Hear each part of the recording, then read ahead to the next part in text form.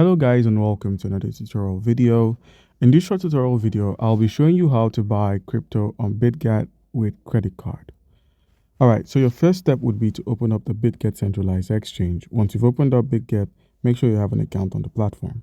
If you do not have an account on the platform, by using our link, which is going to be in the description of the video, you stand a chance to claim 1000 USDT bonus when you register and verify your account using our link. Alright guys, so how can you buy yourself cryptocurrency with your credit card?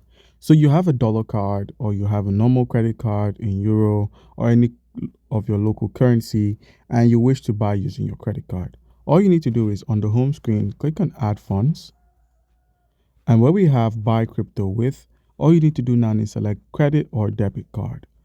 So click on credit or debit card, and as you can see here, it applies to Visa, Master, Google Pay, and Apple Pay. So please take or have that in notes when you're paying. So now click on close. It says euro here, so I'm going to be changing this to a local currency that everyone is familiar with, being the US dollar. Now the minimum amount to buy, depending on the cryptocurrency you wish to buy with your credit card, for Ethereum is 15 USD, but for other tokens it could be lower or higher. So you could go ahead and just select any cryptocurrency. I'm going with BNB. All right, so once you've entered an amount, all you need to do now is simply click on buy BNB. Your email, phone number, and identity need to be verified before you can go ahead and do this. Click on confirm. All right, so when using provider services, we may transfer your personal info to them to meet identity verification requirement. Okay, so there's a requirement you need to meet. So what is your account purpose? Deposit or withdraw crypto, trade crypto, receive and make payments, store crypto on the platform. So you can go ahead and select any of this.